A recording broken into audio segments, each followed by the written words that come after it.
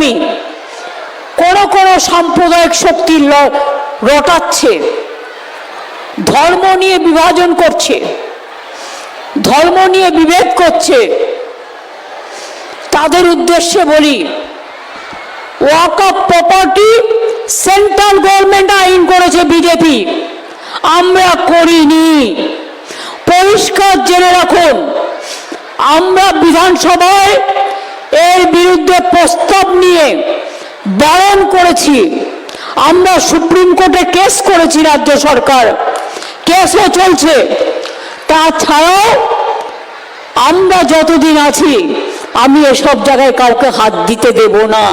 আপনারা বিশ্বাস রাখবেন, আমি মাজার থানে হাত দিতে দেব না, জয়ের থানেও হাত দিতে দেব না, মাঝি থানেও হাত দিতে দেব না, হিন্দু হোক মুসলমান হোক, শিখ হোক খ্রিস্টান হোক, ধর্মীয় স্থানেও হাত দিতে দেব না। আমি ধর্ম নিয়ে রাজনীতি করি না, আমি